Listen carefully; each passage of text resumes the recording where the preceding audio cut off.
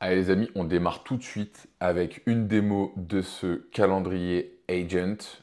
On va tester le workflow. Ici, on va venir dans le déclencheur qui est aujourd'hui un Telegram. On va dire quels les prochains événements de prévus. Je peux faire du texte, mais je peux aussi faire une note vocale. Et là, vous allez voir, il va utiliser OpenAI pour interagir avec lui. C'est le modèle que j'ai choisi. Mais il va surtout interagir avec des tools, comme là, ici, vous voyez, le Gate Event de Google Calendar, pour venir me renvoyer, voilà, faire une bonne vidéo YouTube pour vous, qui commence aujourd'hui de 10h30 à 11h30. Voilà, magnifique. On va faire aussi le test avec une note vocale.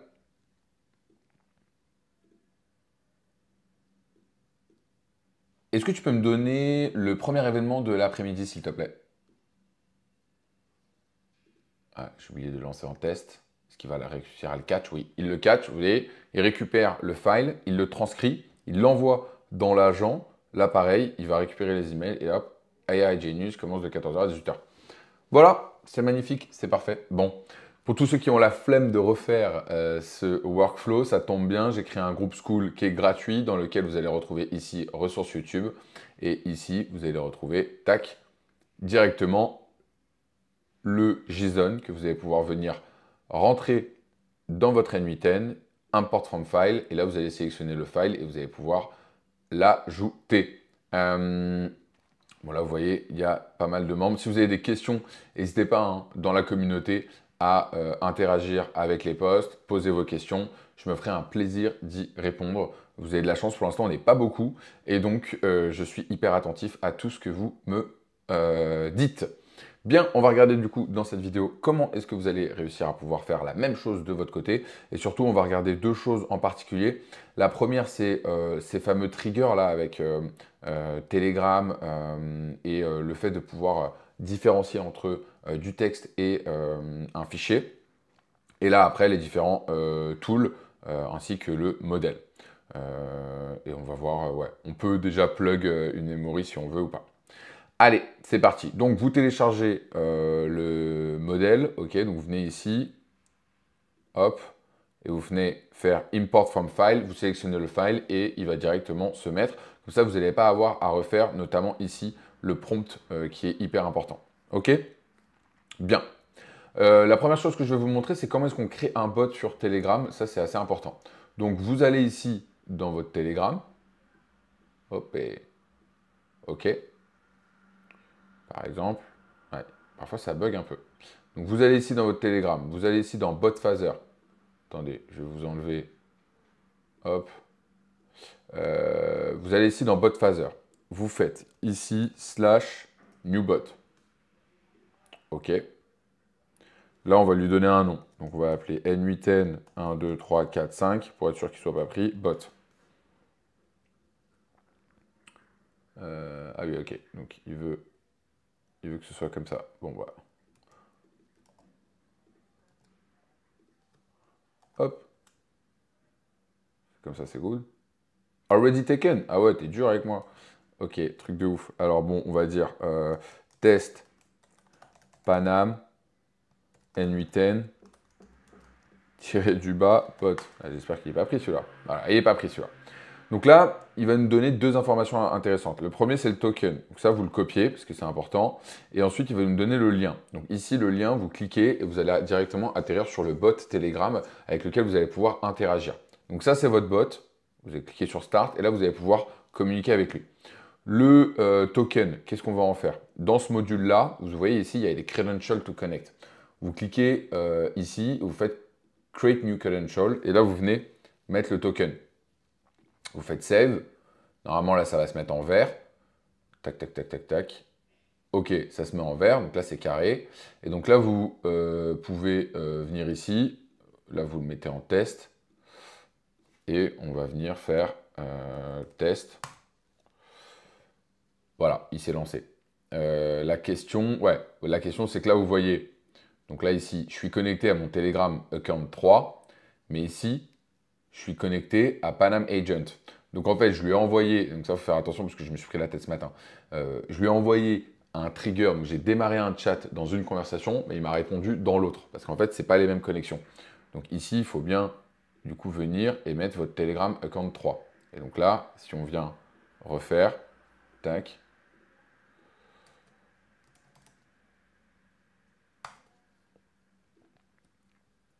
tac, tac, tac, voilà. Et donc là, il va me dire, ouais, on n'a pas compris, normal.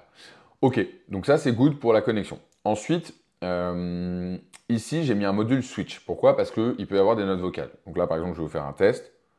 Attendez, parce que c'est un peu chiant que la fenêtre, elle vienne là. On va se mettre à côté. Voilà, et donc là, nous, on est sur ce bot-là. Donc là, on va lui dire, est-ce que tu peux créer un événement demain à 9 h en disant run? Et là, merde, on va le tester, on va le lancer, voilà. Donc là, ouais, il va y avoir un problème, ça tombe bien, je vais vous montrer l'erreur. Donc,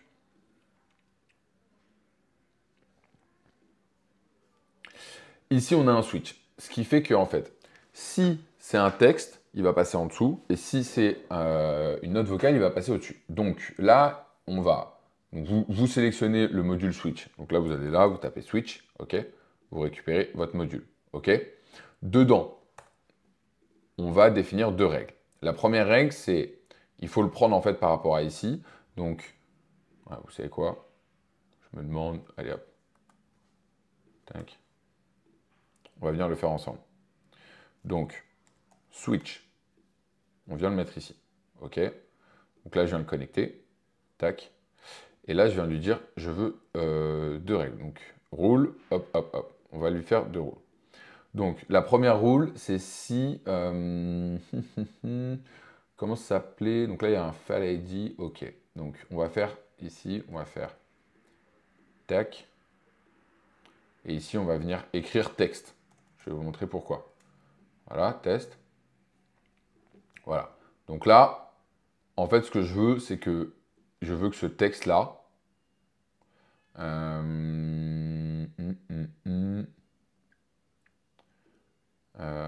non. Ce que je veux, c'est que, en gros, je veux que quand ce texte-là existe, voilà, l'output, on va l'appeler texte. Voilà. Et du coup, on va faire la même chose avec une note vocale.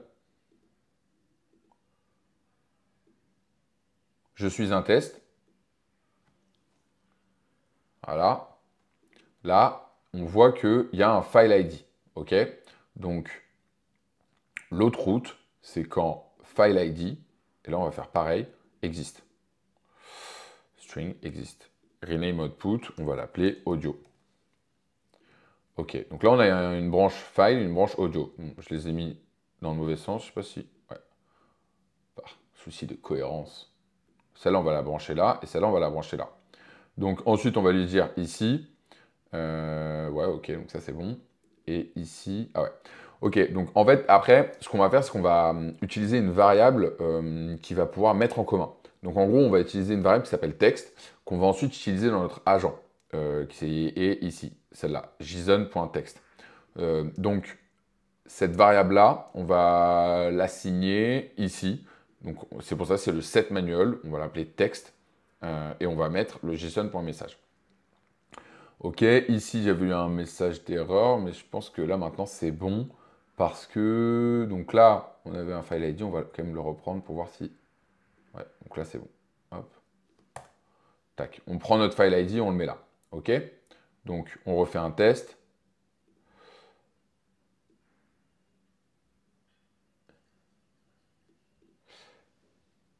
Mince.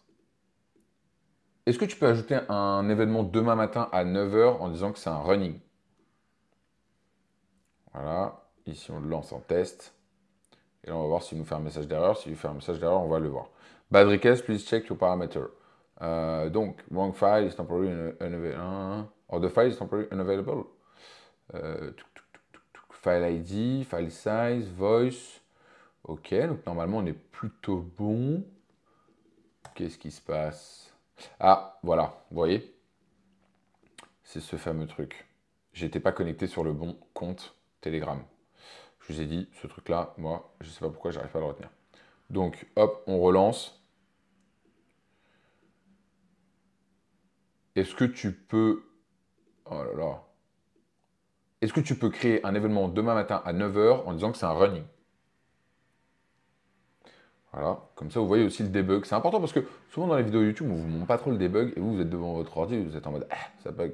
Donc là vous voyez, il a utilisé le bon tool, Create Event, et on va s'ouvrir ensuite.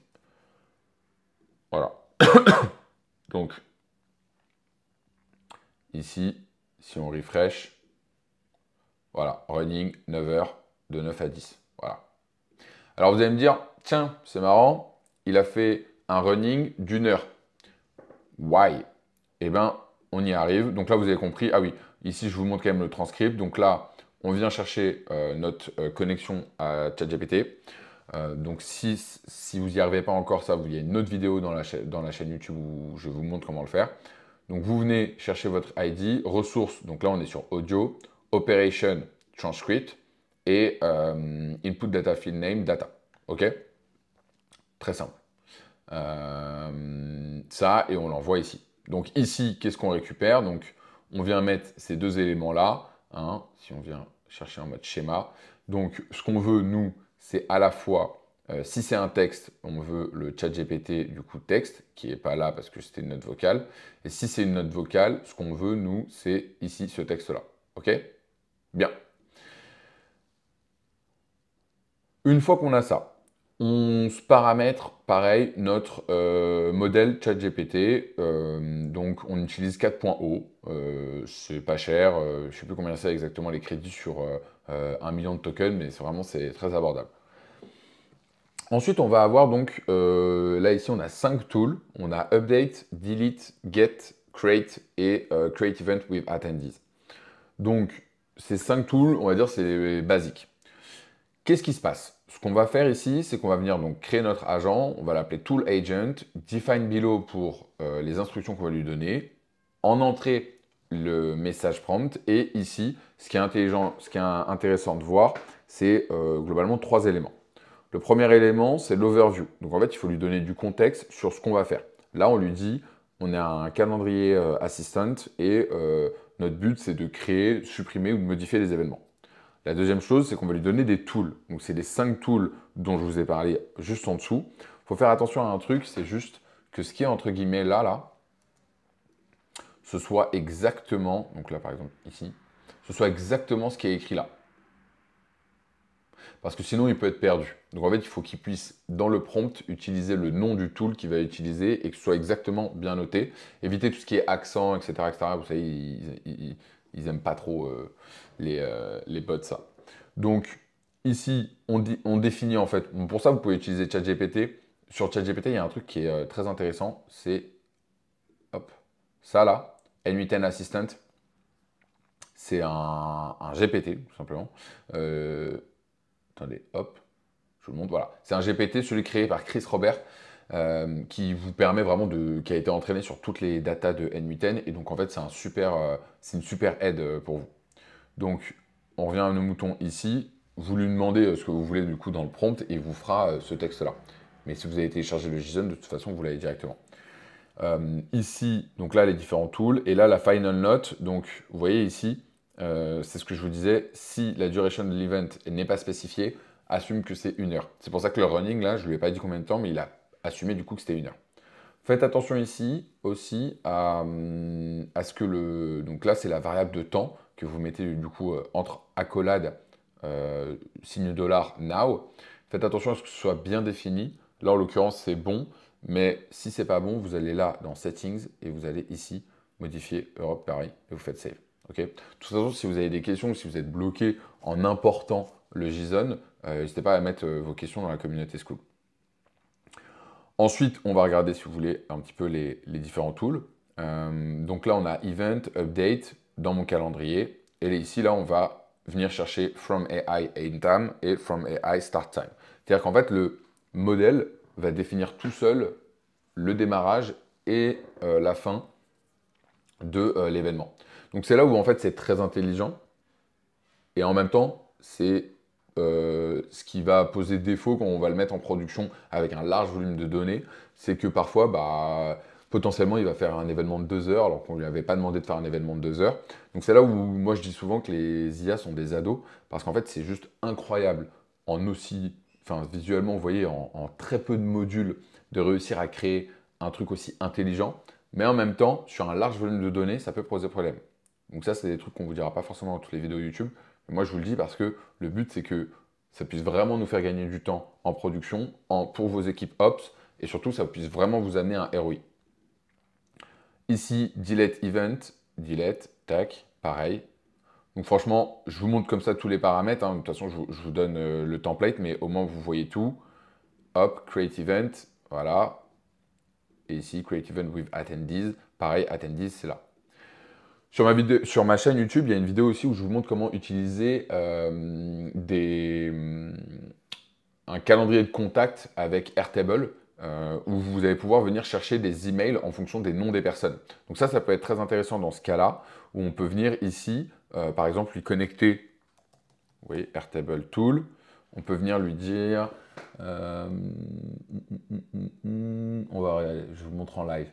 Donc là, ce que je veux, c'est qu'il vienne chercher l'email, donc on va faire record,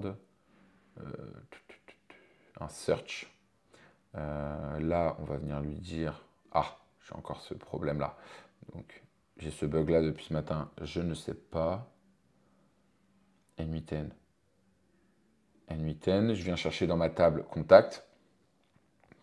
Ouais, contact. Là, je laisse vide et je vais faire return all. OK? Et